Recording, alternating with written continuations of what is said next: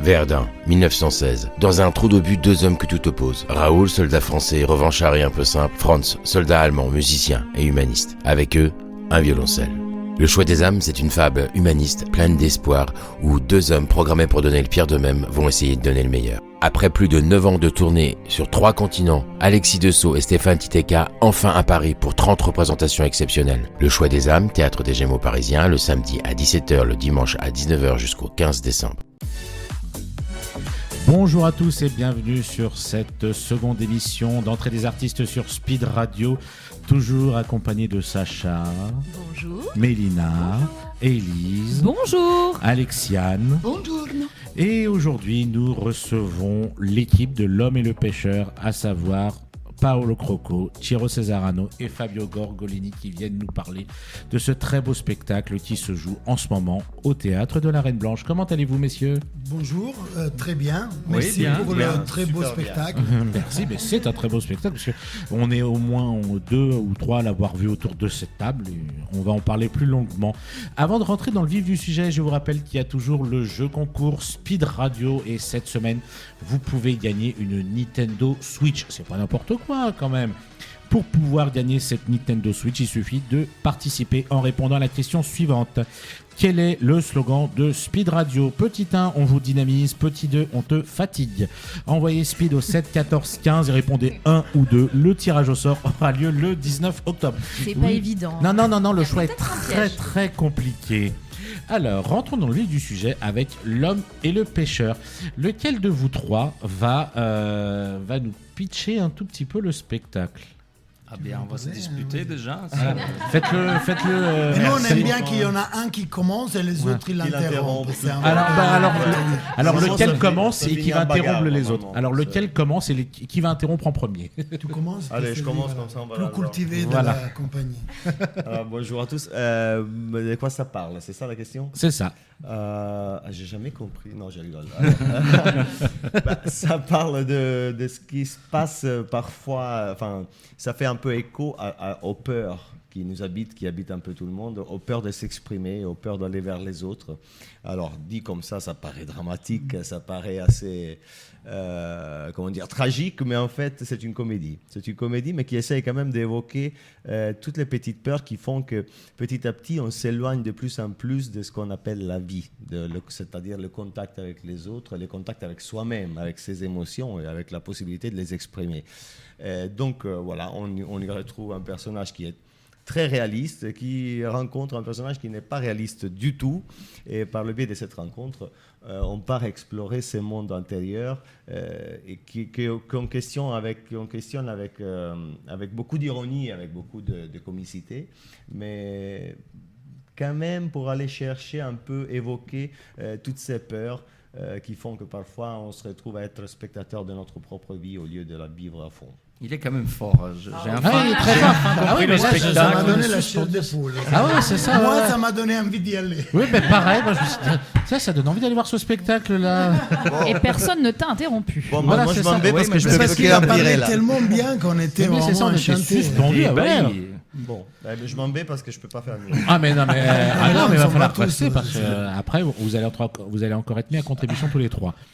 Personne ne m'a interrompu, qu'est-ce qui se passe ? Parce qu'on était enchantés tout le monde par ce était que tu suspendu disais. à tes lèvres. Tu étais tellement dans ton... Voilà.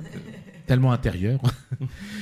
Donc, en fait, le point de départ, c'est un ponton, tout simplement. Un ponton sur lequel on voit, pour commencer, un homme en train de pêcher. Et débarque un homme avec une corde autour du cou. Et au bout de cette corde, un parpaing. Donc, en fait, cet homme vient pour mettre fin à ses jours. Et il va déranger cet homme qui est en train de pêcher. Le point de départ est tout ce qu'il y a de plus simple. Mais il y a beaucoup de choses qui vont apparaître au fur et à mesure de cette histoire qui fait qu'on se demande où on est. En fait, on se demande vraiment où on est. On ne peut pas en dévoiler plus parce que vraiment, le spectacle va de surprise en surprise. Et c'est vrai qu'on s'interroge sur beaucoup de choses sur ce spectacle, mais c'est écrit et c'est interprété avec tellement d'humour, d'intelligence et de sensibilité que quand on ressort de ce spectacle, on en ressort en se disant mais waouh, c'est-à-dire c'est drôle, c'est intelligent, c'est décalé, c'est absurde des fois, mais c'est très psychologique. Il y a beaucoup de psychologie dans ce spectacle qui est peint avec le gros pinceau de l'humour, mais c'est très touchant. Je regarde un peu Mina puisqu'elle a découvert ce spectacle bien avant moi, et je le dis ouvertement puisque je rends à César ce qui appartient à Jules, comme je dis souvent. C'est Mélina qui m'a parlé de ce spectacle, qui m'a dit va le voir, il est génial, et j'en suis ressorti. Je me suis dit mais c'est au-delà du génial, clairement. Oui, j'en parlerai tout à l'heure parce que c'est l'objet de ma chronique. Oui, je veux dire que tu m'as bien dit ça. Mais tout à fait, oui. Voilà. Oui. Oui, quand moi, j'aime, je partage au maximum. Je vois ça, oui. Moi, si je peux me permettre là, de rebondir sur ce que tu as dit, je pense qu'une des choses que nous, on a cherché au début et que ça ressort du spectacle, c'est que, comme tu disais, ça peut sembler, comme il disait Fabio, c'est très absurde parce que cette rencontre de ces deux hommes, à la fin, c'est deux clowns, c'est les deux clowns, et ça se tient beaucoup sur ça, le spectacle, c'est vraiment le couple comique, c'est les dominants-dominés, c'est le clown blanc et l'Auguste. Donc c'est vraiment le truc plus ancestral du théâtre, du comique. Et de cette rencontre très absurde, très surréaliste, ça part après... Bon, pour les gens qui verront le spectacle, ils verront que ça part de tous les côtés, ça va vraiment dans des univers... mais ça reste très humain. Ça parle vraiment de vie. Moi, quand on me demande de quoi ça parle le spectacle, pour moi, ça parle de vie. Ça parle vraiment de l'être humain. De l'être humain, avec, comme il a dit Fabio, avec ses faiblesses, avec ses peurs. Et au fait que souvent, voilà, une chose où on se retrouve tous confrontés, c'est quand des fois, face à la vie, on ne se sent pas à hauteur. Et on a tellement peur qu'il nous arrive quelque chose qu'on arrête de vivre. Et il n'y a rien de pire que ne pas vivre la vie parce qu'au bout d'un moment, on s'aperçoit que la vie, elle est très importante et elle peut être merveilleuse. Voilà. Et c'est vraiment quelque chose de très humain. Cet homme, nous, on retrouve notre voisin, on retrouve notre cousin, notre oncle, notre papa. Souvent, c'est ce qui nous dit les gens quand ils sortent. Ils disent, voilà, c'était vraiment, j'avais l'impression de le connaître. Parce que justement, ça représente l'être humain. Après, c'est aussi parce que tu connais beaucoup de monde. Du coup, forcément, voilà, il s'accroche à ça. Non ? C'est vrai. Et à la fois, il y a un côté très onirique sur ce spectacle. Bon, moi, je l'ai vu qu'en captation, et pour autant, ça m'a donné cette impression d'être un peu dans un rêve. Enfin, il y a eu un espèce une ambiance très très particulière qui fait qu'on sort de là un peu comme si on avait flotté pendant tout le temps du spectacle. Alors que ça reste quelque chose de très humain et avec un vrai message. Et pour autant, il y a le côté vraiment onirique, poétique qui se dégage. C'est ce qu'on recherchait. Et ce que je pense, c'est aussi très réussi parce qu'il y a une grosse création lumière. Et il y a vraiment, les lumières, ça joue sur scène. C'est vraiment, elles font partie du spectacle. C'est des très belles lumières qu'il a fait Orazio Trotta, le créateur lumière, qu'il a fait vraiment un travail exceptionnel parce qu'il a créé, comme tu dis toi, on lui a demandé un côté onirique, on lui a demandé vraiment que les lumières fassent partie du spectacle. Et voilà, il nous a fait prendre des machines très particulières, des choses qu'on n'avait jamais vues avant, que ça bouge et tout. Et du coup, vraiment, ils font partie du spectacle. Et grâce aussi aux musiques de Matteo Gallus, que c'est un compositeur italien, que vraiment il a fait, on lui avait demandé pareil, des musiques qui racontent ce spectacle un peu, qui nous amène dans l'onirique. Et il a fait des choses un peu entre toutes les musiques des films de Fellini. Même l'autre jour, il y a quelqu'un qui dit mais c'était des musiques de Nino Rota, hein, parce que vraiment ça rappelle un peu tout ce côté un peu fantasy qu'on avait dans le en tout cas, oui, cinéma italien. Le décor, le ponton, les musiques et les lumières sont vraiment trois personnages qui sont avec nous tout le long. Ça veut dire qu'ils nous prennent et ils nous aident justement à rentrer dans cette ambiance qui est... c'est un grand aide en tout cas. Et d'ailleurs, j'ai tenu à dire que le ponton du coup a été réalisé par Claude Pierson, un atelier de Montreuil, mais sur c'est Ciro qu'il avait imaginé de cette manière-là, avec cette couleur-là, comme un ponton un peu mangé par le sel, ou en tout cas quelque chose qui... Est-ce qu'il va tomber, ce ponton, pendant qu'on joue ? Est-ce qu'il va rester debout ? Est-ce que... Et ça, c'est pareil, ça fait partie un peu de l'esprit parce que le ponton, c'est vrai, on l'a pensé avec Fabio, beaucoup en consultation, mais l'idée, c'était de mettre un truc très réaliste, comme tu dis, que ça semble mangé par les tons, c'est très, très réaliste, mais dans un truc complètement, parce qu'après, il est suspendu sur un tapis blanc, ça semble vraiment flotter, et vraiment dans le noir total. Et on voulait justement mettre, et que c'est un peu l'esprit de tout le spectacle, mettre un côté très réaliste, très réel, voilà, détaillé, dans un truc complètement onirique, complètement absurde, complètement surréaliste. Qui fonctionne d'ailleurs pas mal. Qui flotte dans le noir quelque part. Et qui fonctionne très bien sur le plateau de la Reine Blanche, parce que c'est un plateau surélevé par rapport au public qui est au contrebas. Et d'ailleurs, une des témoignages du public, c'était oui, c'est vrai qu'à un moment donné, on se sent comme des poissons qui vont se faire pêcher. Et bon, c'était drôle comme image. En fait. Elle disait ça pendant qu'ils étaient sous le feu à cuire les poissons. On n'a pas précisé les horaires. Pour moi, donc vous jouez jusqu'au 2 novembre. Oui. C'est ça. Les mercredis, jeudi, vendredi à 19h et le samedi à 18h. Et moi, j'ai assisté. Je suis venu à la deuxième. Toi, Méliane, tu étais venu à la première. Mais tu l'avais déjà vu auparavant. C'est-à-dire qu'en fait, Méliane vient à chacune de vos représentations. Elle est au fond de la salle, mais vous la voyez pas. En fait, après, moi, j'y tenais beaucoup. Je suis là. J'y tenais beaucoup qu'elle revienne aussi parce qu'elle avait vu vraiment à la création la première année. Et depuis, on a refait en Avignon, on a fait une tournée derrière et on l'a repris, on a retravaillé des choses. Et j'avais envie aussi qu'elle voit l'évolution, qu'elle voit un peu... voilà, parce que c'est du spectacle vivant. Ah bah bien sûr, ça peut pas être plus vivant. Voilà, ça grandit, ça mûrit, voilà. C'était il y a 2 ans, c'est ça Oui, c'était Avignon 2023. Avignon, oui.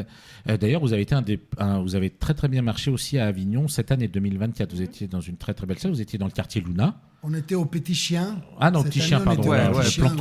Quartier rue de Teinturier, fin de la rue de Teinturier. Au Petit Chien. La première année, on était au Pierre de Lune. Ah, c'était ça, c'est l'année d'avance en 2023. Et cette année, on avait la chance d'être au Petit Chien. C'est un très très beau théâtre. C'est là qu'on s'est rendu compte de la portée du spectacle, en fait. Parce que quand tu vas avec une création des auteurs inconnus, soyons clairs, et que tu vois qu'il y a une résonance dans le public. Ouais, un vrai engouement. C'était vraiment une année de rêve pour les compagnies qui ont fait Avignon. On sait que ça a été difficile, on a parlé mardi. Difficulté ça peut représenter.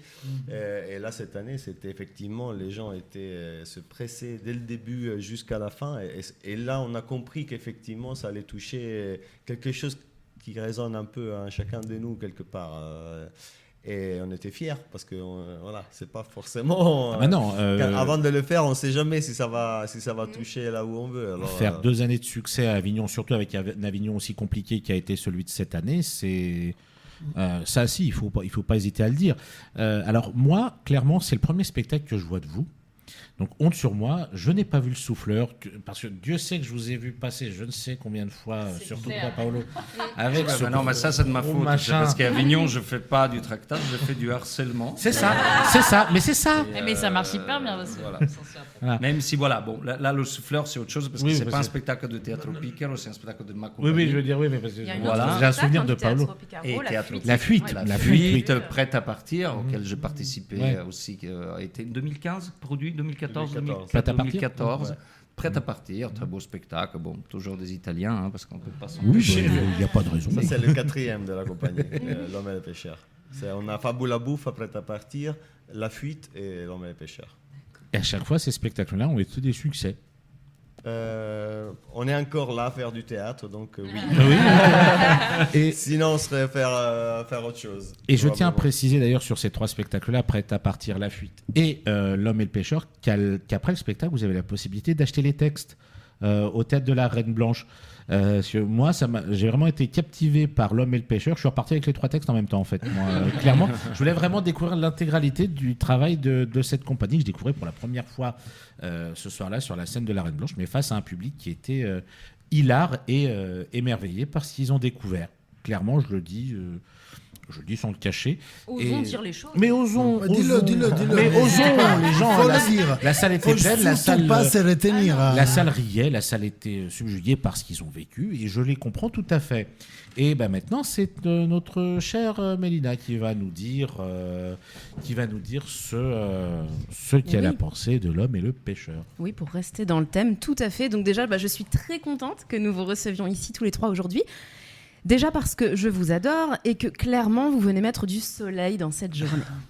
C'est vrai, Ciro, Paolo, Fabio, ça donne juste envie de se mettre de l'indice 50 et d'aller siroter un jus de papaye en terrasse. Mais c'est vrai que alors que Nadir...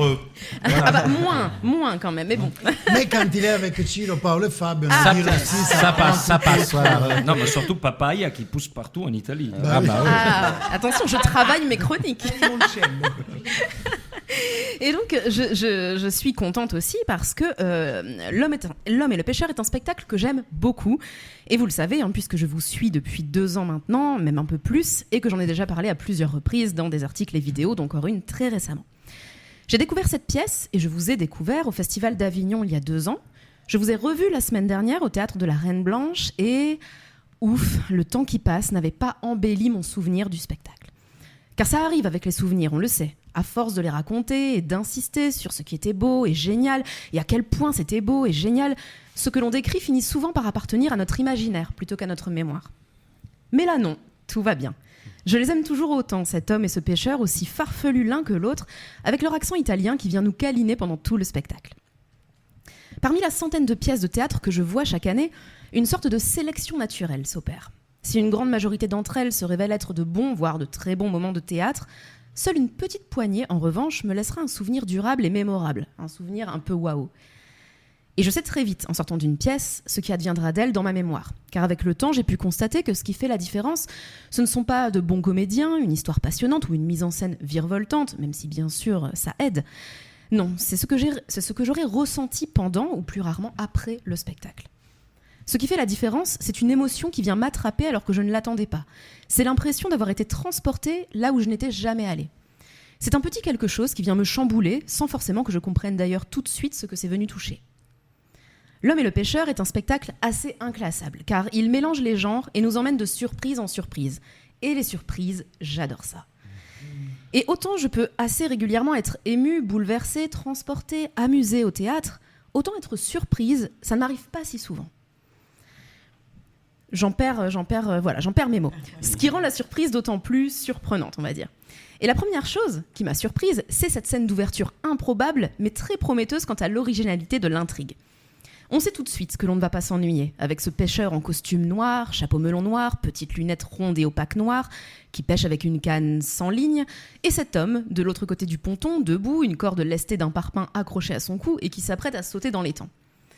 Une entrée en matière déjà fort cocasse, que le tempérament des 2 hommes vient rendre un peu plus jubilatoire. Car ce pêcheur n'est, disons, pas ce qu'on fait de plus empathique en matière d'humain, à première vue. Face à la détresse de l'homme qui s'apprête à mettre fin à ses jours, il reste d'abord impassible, puis se montre sarcastique et même n'hésite pas à exprimer son impatience. Si ce suicidaire trop bavard pouvait se dépêcher de sauter, qu'on en finisse et qu'il puisse retrouver sa tranquillité, il lui en serait fort reconnaissant, cordialement, bien à vous. La situation est donc complètement farfelue et même surréaliste, on le disait, tout comme ce duo improbable et touchant que vous interprétez avec beaucoup d'expressivité et d'intensité, Ciro et Paolo. Et vous vous en doutez, ce n'est que le début, car la situation va prendre une tournure complètement rocambolesque, absurde, mais là encore à première vue. Et les rebondissements vont s'enchaîner dans une mise en scène tout aussi surprenante. À première vue, disais-je, car si l'on commence d'abord par se demander où ces deux-là vont nous emmener, les pièces du puzzle s'assemblent petit à petit pour dévoiler un fond bien profond qu'il n'y paraît.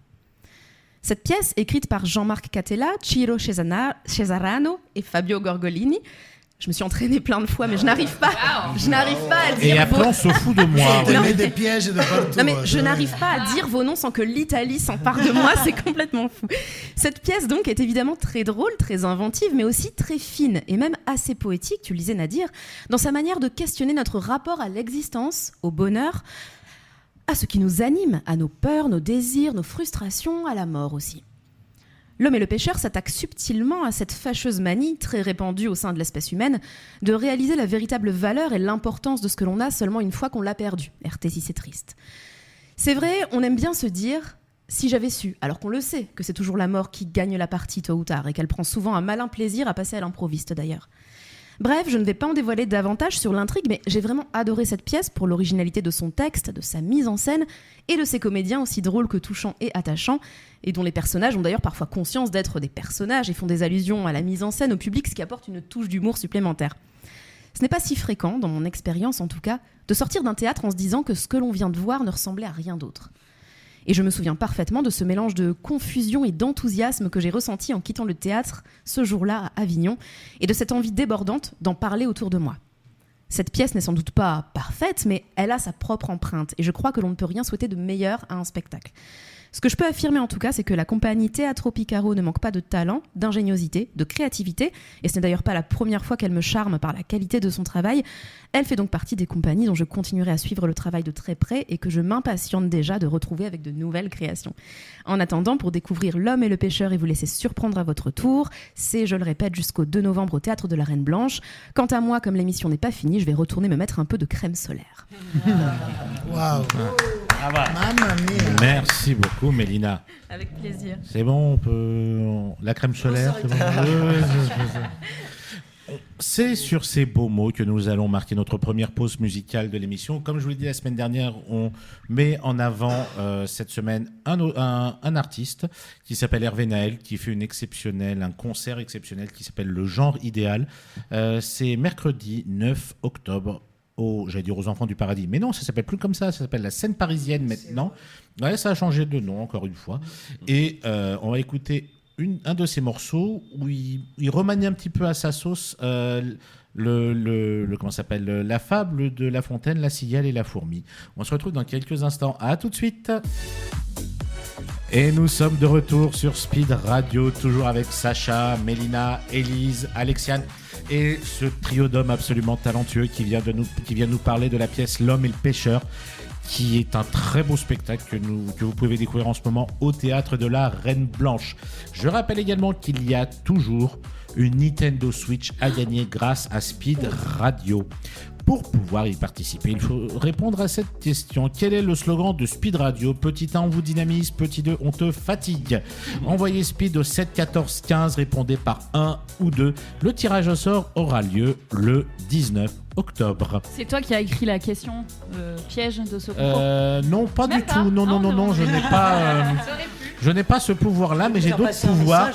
Et j'ai d'autres pouvoirs. Et justement, on va rentrer dans le vif du sujet. On va faire un petit quiz. Ouais. Voilà. Donc, L'enthousiasme. elles sont complètement cinglées. C'était enregistré. Ouais. En tout cas, c'est dommage que les gens qui écoutent l'émission, ils ne peuvent pas voir. Parce que ici, je pense que c'est voir une quatre radio hystériques qui font encore plus belle à voir qu'à entendre. Quand elles font les hystériques, c'est pire. Italiens. Voilà. Justement, à propos d'Italie, j'ai été chercher des titres de films italiens ou qui ont un rapport avec l'Italie pour rendre hommage à nos chers invités. Mais il y en a certains que j'ai inventés. Donc, vous, messieurs, vu que vous connaissez plus que ces dames, vous allez être un peu les jokers de ces dames. Donc, je vais donner des titres de films et vous allez me dire si ça existe vraiment, si ce sont vraiment soit des films italiens, soit des films en rapport avec l'Italie. Vous êtes prêts ? Allez. On commence léger. La Dolce Vita. Ah oui, ça y est. C'est un classique, ça, bien sûr. Il était une fois dans le sud. Non. Dommage, ça aurait pu être, Ça aurait pu être charmant. On grille ta patte. Il était une fois dans l'Oued. Ça existe, ça ? Non ? Ça existe, mais c'est pas un Oui, film c'est pas sur italien. l'Italie, mais ça existe. Voilà, oui. Il était une fois dans l'Ouest. Oui. Oui, parce que ça, c'est un réalisateur italien, le grand Sergio Leone. Ils vont tous bien. Bah, ça pourrait, tout à... Je sais pas. Oui ou non ? Oui ? Moi, je dis C'est un non. titre italien. Moi, je dirais oui. Messieurs ? Stanno tutti bene, sì. Si, voilà. C'est un des derniers films qu'a fait le grand Marcello Mastroianni, qui est un des films que je trouve magnifique, où il joue le rôle d'un retraité qui invite ses enfants pour les vacances d'été, mais tous ses enfants déclinent l'invitation. Donc il va partir les voir chacun pour voir s'ils ont vraiment réussi comme il le souhaitait. Ce qui malheureusement n'est pas le cas. Mais il va dire, mais il veut rester dans son envie à lui de les voir, de voir leur réussite. Et à chaque fois qu'on va lui poser la question, il va répondre, ils vont tous bien. C'est-à-dire, en fait, ils vont comme lui il le souhaitait. Mais c'est un très beau film à voir, je vous conseille. Et en plus avec la magnifique Michelle Morgan aussi qui jouait dans ce film. Ça c'est aussi rapide. Affreux, sale et méchant. Si. Bah oui, un classique aussi. Un dîner avec Hitler. J'espère pas, mais... Mettez-vous près du micro, les filles. Ouais. Non, je dirais non, mais j'hésite. Non. Ben non, bien sûr que non. Suicide à l'italienne. Oui. Eh ben non. Mariage. Parce qu'il y a une manière très particulière. Un mariage, C'est un synonyme. C'est pas loin, ouais. peut être, ça dépend. sur un ponton. C'est toujours le thème de l'homme et le pêcheur, en tout cas. c'est pas loin, ouais. Divorce à l'italienne. Oui.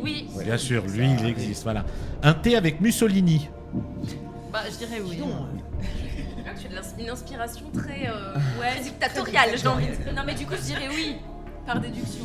Mais ça ouais. Ouais. Mais restez près du micro, les filles, parce que je vous rappelle que vous avez un micro pour deux. Là. Oui, ce film existe, c'est un rapport avec l'Italie, parce que c'est l'histoire de 4 femmes britanniques qui vont un jour, vraiment prendre un thé avec Mussolini. Et parmi les comédiennes, il y avait la grande Maggie Smith qui vient malheureusement de nous quitter. Ouais. Donc, ce film existe vraiment, un thé avec Mussolini, ça s'appelle. Nous nous sommes tant aimés. Oui. Oui, bien sûr. Ça, c'est un de mes films C'est préférés. un magnifique film, celui-là, C'eravamo avec tanto Vittorio amati. Gassman. Ça, Magnifique. je rêve d'en faire un spectacle. Tu sais que j'ai pensé en voyant ce film, je me suis dit, ça ferait une magnifique pièce de théâtre, ça, nous nous sommes tant absolument, aimés. Ouais. c'est en plus, D'ailleurs, c'est il y la a phrase tous qu'il me dit ces tous les changements soirs de quand on se situation. quitte. C'est cette phrase-là qu'il me- Non, c'est pas faux, c'est vrai que ça. Ouais. L'italien. Oui. Oh oui. Non, c'est l'italien, moi. Il y a pas un truc comme ça. Oh, il y a bien un film qui s'appelle L'Italien. Si, en plus, si, ça existe. Alors, C'est oui, un- mais c'est c'est pas un c'est film une- italien, c'est un film français. Français avec Almerad. Donc c'est Ouais. faux. Bah, c'est c'est pas un film sur italien. l'Italie. Mais non, c'est un mec qui est rebeu qui s'est passé pour un Italien Mais pour t'as dit vendre que des ça parle de bagnoles. l'Italie. Ça J'ai dit, non, existe. j'ai dit en rapport avec l'Italie. Un thé les avec règles, Mussolini, c'est un le rapport avec plateau, ça l'Italie. s'embrouille. Voilà. Les règles Je sont veux un bizarres, huissier hein. sur ce plateau. Oh, la Ça, pan- c'est un peu comme on vous fatigue ou voilà, c'est une question piège. C'est quand ça les énerve qu'elles sont Il se mauvaises prend pour un joueuses. Oui. Italien dans le film. La panthère. Oui. C'est pas le guépard, un truc comme ça. Pas du tout, c'est le guépard, bah oui. Oui, enfin bon, c'est une histoire de tâche, tout ça. Oui, bah voyons. La terrasse. Oh oui. Voilà, t'es là. Bah si, c'est un film italien avec Gasman. Victorio Gassman, il y a, comment il s'appelle il y a tout aussi, le monde. Serge C'est Reggiani celle-là, aussi, ouais. Ah ouais. oui. Ça va. Jean-Louis Ça se Trintignant, passe sur très une très belle terrasse dessinatrice. Pas C'est du- ça. Oui, Ok. Aussi, oui. C'est ça. Le tigre et la neige. Si. Non, Moi, c'est je le dirais singe en hiver. Quoi? Moi, je dirais que oui. Oui, les filles? Bah oui. Non, Sacha? mais moi, j'arrête de répondre parce qu'à chaque fois, je dis l'inverse. Donc, Bah, il faut dire quelque chose quand même. Plouf, oui. Oui, Alexiane? Bah c'est oui, parce que c'est un film de Roberto Benigni. Voilà. Voilà, oui, un très beau film avec celle qui joue sa femme, qui est sa femme d'ailleurs, et aussi Jean Reno qui joue dans ce film-là, qui est un très très beau film d'ailleurs, oui. Je crois que je les ai tous dit, mais un petit dernier, Une journée particulière. Oui. Oui, puisqu'en plus il a été adapté il n'y a pas si longtemps que ça au théâtre avec Laetitia Casta et Roche Dizem. Ouais. Voilà. Bon, bah ça va les filles. Elles n'ont pas été trop mauvaises sur ce coup-là. Ouais, ça va. J'avais Après, il y un peu avait peur. Paolo qui continuait à leur faire des signes. Oui, voilà. Ouais. Bah oui, mais en fait, vu que j'étais en train de les regarder, je ne regardais pas Paolo. Mais il faut le dire quand Paolo fait parce tricher. que vu qu'il n'y a pas la caméra, moi, tu vois. Je triche. Bah oui. Tu ne triches pas que quand il y a la caméra, c'est ça? Chère Église. Oui, bonjour. Bonjour. Qui êtes-vous? Alors, de quoi vas-tu nous parler aujourd'hui? Ah là là. Oyez, oyez les loulous, c'est énorme, ça vient tout juste de tomber. Non, J'ai peur. Bah ouais. Rassure-toi, je parle pas du gouvernement qui est tellement nouveau qui sent déjà la naphtaline. Non, rien ne change. Non. Macron, il est toujours le contraire d'un ambidextre, il sait se servir ni de sa gauche ni de sa droite. Et surtout pas de sa gauche. Non, moi je veux parler du palmarès des Ig Nobel qui vient de sortir. Je sais pas si vous connaissez. Alors, j'ai bien dit Ig Nobel. C'est comme ignoble. En fait, c'est la version parodique des prix Nobel. Ça te récompense les études scientifiques, je cite, qui font d'abord rire, puis réfléchir. Donc, c'est un vrai truc, hein. C'est-à-dire les trucs tellement absurdes que tu rigoles d'abord, et ensuite, tu réalises que c'est peut-être un peu moins con que prévu. Le contraire d'une allocution de Macron, quoi. Tout simplement. Une allocation de Une Macron. allocation. Bah, il en met pas, donc on les attend toujours, les allocs Macron.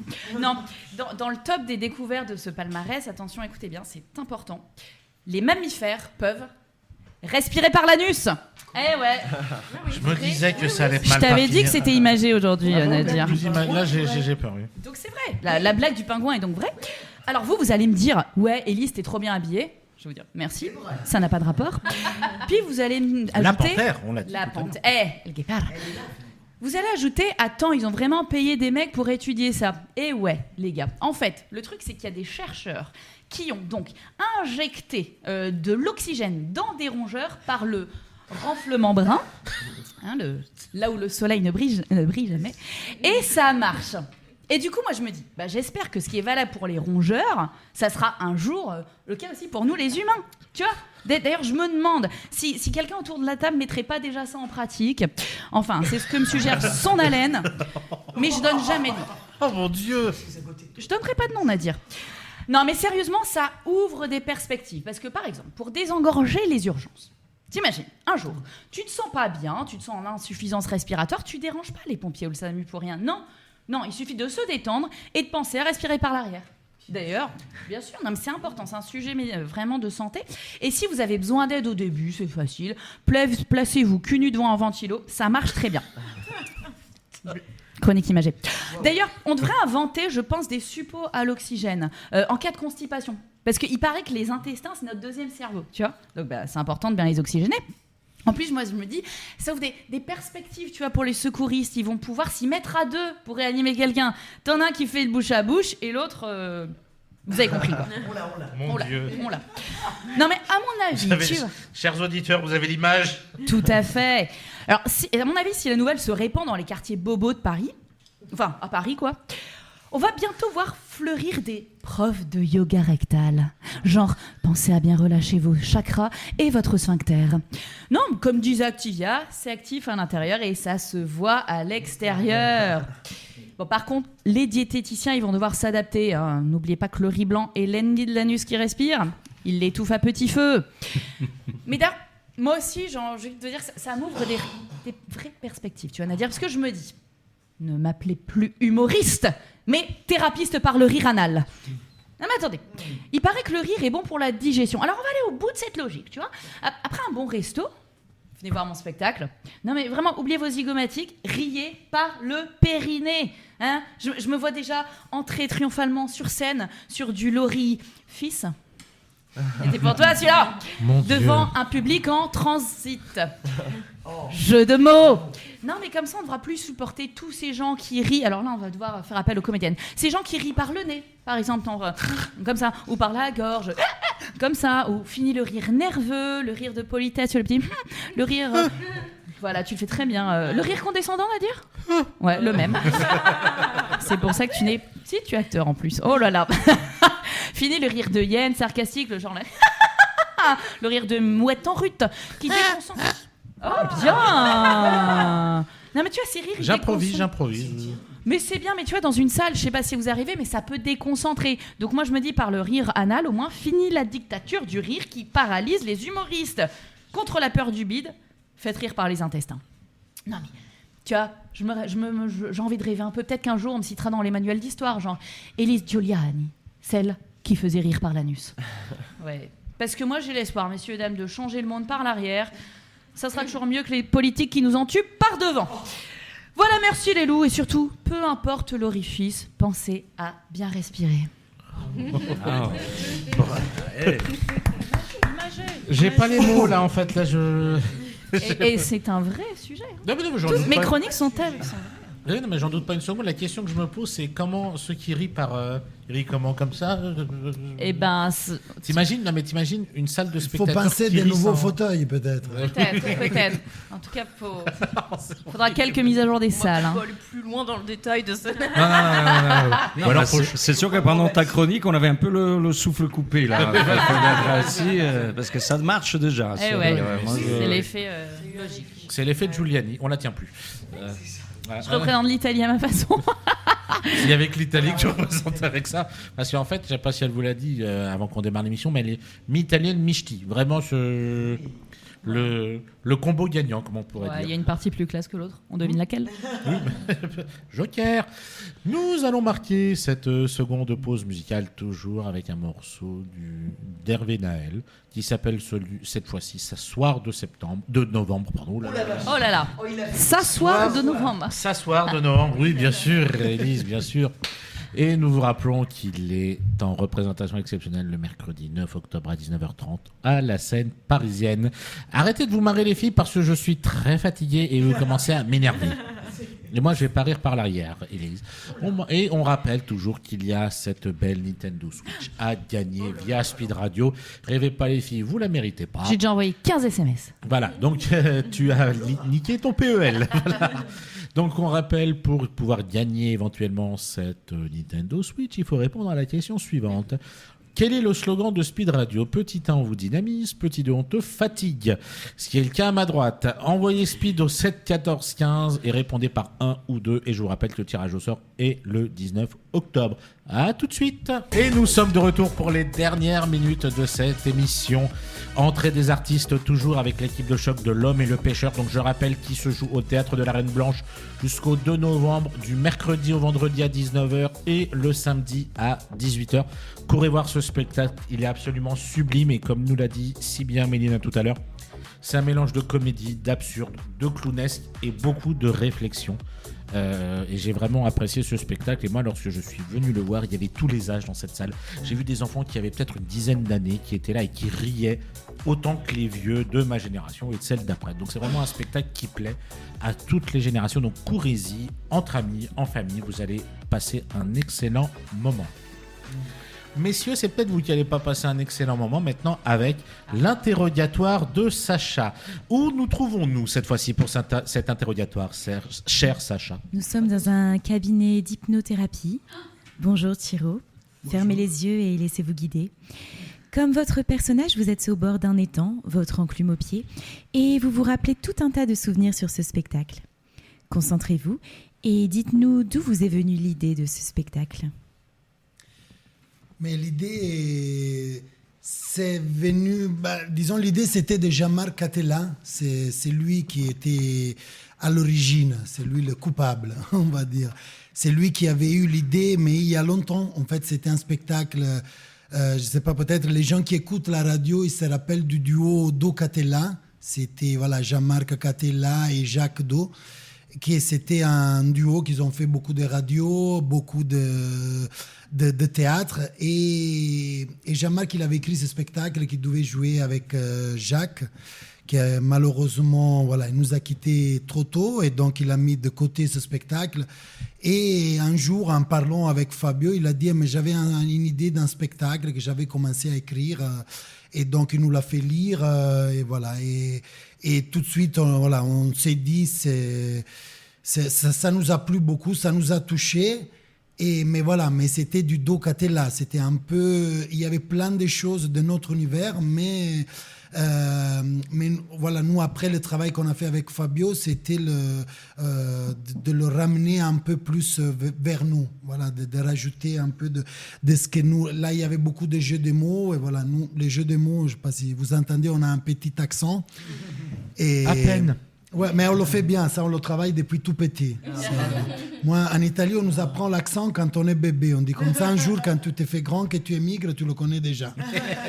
Et voilà, et donc nous, on a mis un peu plus le côté de... Nous, on vient du théâtre populaire, un peu de la comédie à l'italienne. On s'inspire beaucoup, voilà, tout à l'heure, tu as cité tous les films. Nous, on s'inspire beaucoup, c'est un peu tous nos maîtres, c'est Dino Risi, Ettore Scola. C'était justement ces grands maîtres qui nous faisaient toujours rire, mais toujours avec une petite larme, une petite réflexion sur la vie. Donc voilà, nous, après, avec Jean-Marc, on a un peu remanié tout le texte. Voilà, mais l'idée, c'était venu à Jean-Marc. Bien. Rappelez-vous une anecdote particulièrement marquante sur ce spectacle et racontez-la nous. Alors moi j'en ai une. Une fois, il est rentré avec sa pierre. À un moment, il fait tomber la pierre s'est cassée en deux, tu te souviens ? Du coup, on avait des morceaux de pierre un peu partout, donc on ne savait plus comment... Pour qu'il se suicide, j'aurais été obligé de mettre tous les morceaux de pierre dans ses poches pour qu'il puisse... C'est très intéressant. Et puis, remémorez-vous les débuts de ce spectacle. Est-ce qu'il a beaucoup évolué depuis sa création ? Comme je disais tout à l'heure, je pense que oui, parce que c'est justement... moi, je dis toujours, le théâtre en étant du spectacle vivant, c'est comme tous les êtres vivants, tous les êtres, voilà, ils ont une vie. Donc, bien sûr, ils mûrissent. Et je pense, nous aussi, on est toujours plus conscients de ce qu'on fait. Et voilà, après, c'est le public, surtout, ça t'apprend beaucoup.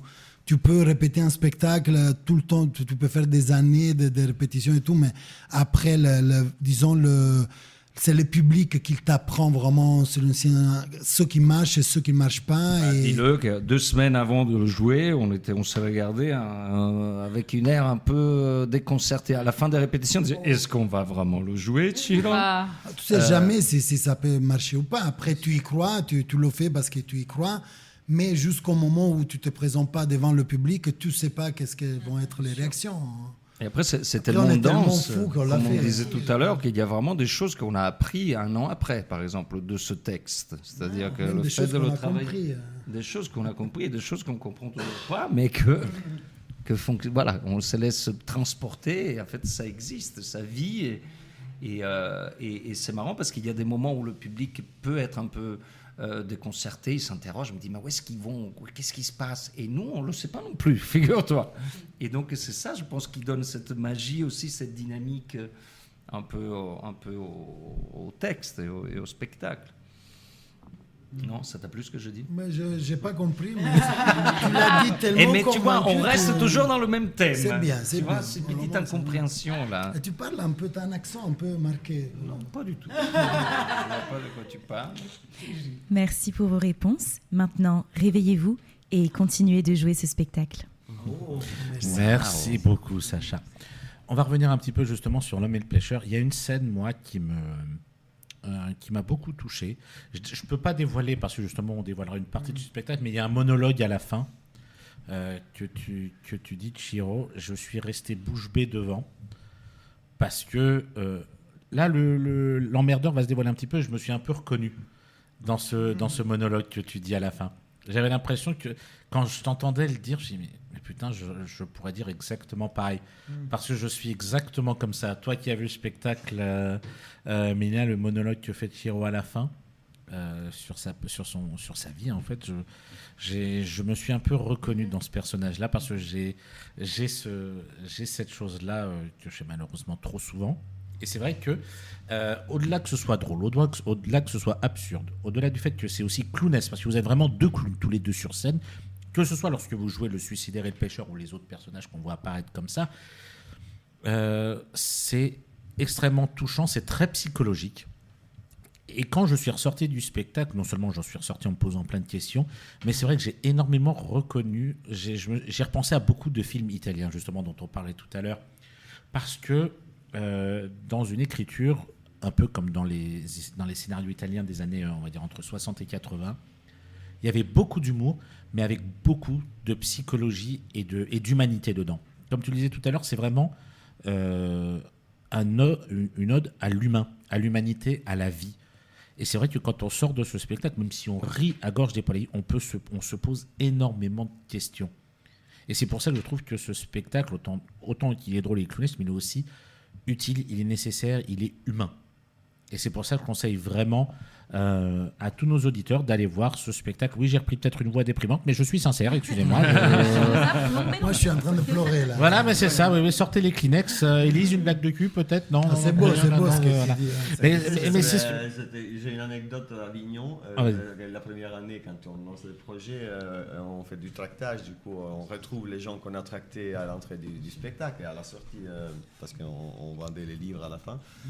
Et il y avait ce jeune qui devait avoir 25 ans, plus ou moins, comme ça, que je retrouve. C'est moi qui l'avais tracté. Du coup, à la fin, je voulais savoir un peu. Voilà, on était sur une complicité de dire tu me diras après si ça t'a plu ou pas. Et je vois ce jeune sortir du spectacle, mais avec les yeux enflés de pleurs.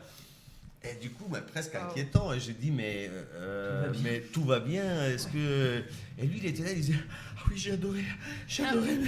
Mais là, il faut me laisser un peu de temps là. Parce que... Et c'était assez hallucinant parce que, comme tu dis, c'est un spectacle très comique. Et en même temps, ça va toucher des parties de nous qu'on a un peu tous. On a tous peur à un moment donné de s'exprimer quelque part. Et ce jeune-là, il avait touché vraiment quelque chose de très sensible chez lui. C'était assez drôle de voir quelqu'un qui disait j'ai adoré, mais qui n'arrivait pas en même temps à se remettre. Oui, parce que autant on rit beaucoup sur ce spectacle, mais il y a plein de choses qu'on se prend clairement, surtout sur la dernière partie, en pleine gueule. Il faut beaucoup de temps avant de pouvoir repenser à tout ça et digérer tout ça. Mais c'est envoyé en pleine gueule d'une manière très, comme j'ai dit, très intelligente et très humaine. C'est pas quelque chose de violent et gratuit. Pas du tout. C'est pas plombant non plus. Absolument pas. Non, Non, il y a absolument des touches pas. de légèreté qui parsèment Oui. le spectacle et qui font que justement c'est digeste et que même si c'est profond, c'est pas bah non, on n'en sort pas plombé, on a toujours quand même le sourire. Enfin, moi Bien je sais sûr. que même Ah dans oui, les oui. moments d'émotion, on a toujours le sourire. Voilà. Oui, Vous bien arrivez sûr, vraiment oui. à garder ce fil conducteur là, et je pense que c'est aussi cette légèreté, le fait que bah, on va toucher des choses, bah, finalement un peu comme un pêcheur, hein, il est sur le bord, mais la ligne, quand il y en a une, bon voilà, on remonte le poisson du fond, mais nous on reste au bord. Et il y a un peu cette idée là. Et c'est ce qui fait que c'est accessible et que tout le monde ose y aller, parce qu'on sent qu'on va pas se faire entraîner non plus vers le fond, tu vois. Il y a ce côté-là. Du tout. Ça rejoint ce que je disais lorsque j'y suis allé. Il y a toutes les générations qui viennent parce que c'est pas vulgaire, c'est intelligent, c'est clownesque, c'est touchant, c'est émouvant. Je veux dire, il y a aussi beaucoup de réflexion sur la vie, et quelle que soit la génération, on va l'interpréter d'une manière ou d'une autre. Mais on en ressort, exactement comme tu le dis, avec le sourire aux lèvres, beaucoup de rire et beaucoup de questionnements aussi dans la tête. Et il faut dire aussi que l'interprétation de Paolo et Ciro est juste absolument énorme. Énorme. Ah bah, c'est fait pour beaucoup. La deuxième scène, on dévoilera pas ce qui s'y passe. J'ai juste les petits gestes à Mélina, mais cette scène-là est juste absolument extraordinaire de clownerie. Vraiment, là, ça, c'est de la clownerie à l'état pur. Et c'est pour ça que ce spectacle a plu pour ces dernières saisons, ces 2 dernières éditions d'Avignon. Il y a eu un prix, d'ailleurs. Et ils ont eu un prix, tout à fait, oui. Le prix coup de cœur du Club de la Presse, du Grand Avignon Vaucluse en 2023. Donc, déjà, la qualité était au rendez-vous dès le début. Et elle l'est toujours. Au Théâtre de la Reine Blanche. Donc, on n'oublie pas, on court du mercredi au vendredi à 19h et le samedi à 18h. Après, la programmation à la Reine Blanche qui s'arrête le 2 novembre, donc courez vite le voir, chers auditeurs. Quelle est la suite à venir pour l'Homme et le Pêcheur, ou même pour la compagnie? Déjà, l'Homme et le Pêcheur, bon, on a une belle tournée à partir de janvier jusqu'à excellent. juin. On a une belle tournée un peu partout en France. Après, il faut savoir que parce que voilà, ça se rejoint aussi à ce qu'il disait tout à l'heure, Paolo, qu'on l'a créé, on ne savait pas, on ne s'y attendait pas sincèrement à ce grand succès. Le spectacle, l'année dernière, il a été monté aussi à Barcelone, il a été traduit en catalan. Et là, on vient, voilà, c'est vraiment une nouvelle de ces dernières semaines. Ils ont acheté les droits en Allemagne, une boîte de production. C'est pas le même accent. Ouais. Je pense que là, ça doit donner autre chose en allemand quand même. Ils vont le traduire, voilà, pour le pays, pour l'Autriche, l'Allemagne, la Suisse allemande, voilà, les pays de langue allemande. Donc le spectacle, après, voilà, il continue. Nous, on a la tournée. Après, on retourne à Avignon cette année. On y retourne Petit Chien. Et puis là, on commence déjà, voilà, la nouvelle création. On est un peu dans la réflexion. Justement, maintenant, voilà, le bébé, il est parti tout bébé, seul. il a beaucoup grandi, Voilà, on en a mis un chantier, voilà, un autre. Donc là, on est en phase de Après, on aimerait bien, bien sûr, pouvoir refaire Paris, pourquoi pas, donc dans un autre théâtre. Je pense qu'on reste très ouvert à ça. Et pourquoi pas donc travailler sur. On a essayé de lancer quelques pistes en Italie aussi pour pouvoir aller le jouer en Italie. Avec l'accent italien. Enfin, j'allais dire avec l'accent italien, avec le fait. C'est complètement stupide. non, je veux dire clairement jouer en italien. Ouais. Ça pourrait être marrant, jouer en Italie, mais en France, avec l'accent français. Ouais, c'est très drôle, ça. Oui. Non, mais du coup, ça, pour l'italien, ça nécessite quand même une petite adaptation, parce qu'il y a quand même des jeux de mots et des choses qui fonctionnent en français et qui ne fonctionneraient pas en italien. Mais ça ne nous pose pas des grands soucis. Je sais que Fabio a déjà commencé et Ciro ont déjà commencé un peu à y travailler. Après, c'est pas évident, parce que les gens, ils pensent, dire, bon, pour vous, c'est facile de le jouer en italien. Vous êtes italien, alors que pas du tout. Un spectacle que tu as joué beaucoup en français, le jouer, tu as tous les reflets. Un spectacle qui est né en français, oui. Que tu as appris en français, que tu l'as joué. Donc là, ça va être pas évident pour nous de le jouer en italien, même si c'est une autre langue. En tout cas, il y a d'autres pistes aussi, même au Portugal, parce que nous, on a déjà travaillé beaucoup au Portugal avec Ciro, avec notre premier spectacle. Et donc, on avait fait le festival d'Almada, qui est le plus important festival de Portugal. Et là, ils sont très intéressés aussi pour L'Homme et les pêcheurs. Ça serait avec des sous-titrages pour le coup. Bien sûr. Mais voilà. Et disons que le spectacle a plein de voix d'opportunités ouvertes, internationales. C'est extraordinaire. Et on verra bien. On touche du bois. Touchons du bois. Ah bah on touche du bois pour vous et on rappelle donc L'Homme et le pêcheur à Paris au Théâtre de la Reine Blanche dans la grande salle en plus, donc du mercredi au vendredi à 19h et le samedi à 18h. Merci beaucoup Chiro, merci beaucoup Fabio, merci beaucoup Paolo d'être venu avec nous ce matin. Merci beaucoup à toi et à vous toutes. Merci beaucoup les filles aussi. On rappelle encore une dernière fois le jeu concours Speed Radio. Pour gagner une Nintendo Switch, il faut répondre à la question: quel est le slogan de Speed Radio? Petit 1, on vous dynamise, petit 2, on te fatigue. Envoyez Speed au 7 14 15 et répondez par 1 ou par 2. Le tirage au sort aura lieu le 19 octobre. Et vous pouvez nous la montrer, cette Nintendo Switch? Elle est avec celui-ci et mettre mon doigt. Voilà. Elle est venue, cette fois, je m'amuse. Quant à nous, on se retrouve la semaine prochaine avec de nouveaux invités. Et d'ici là, on vous souhaite une très très bonne fin de semaine et surtout courez au théâtre. On vous a donné plein de petits conseils. Et pour ce week-end, allez au Théâtre de la Reine Blanche. On vous embrasse et on vous dit à la semaine prochaine. Bonne journée à tous. Ciao. Vive le théâtre. Vive le théâtre.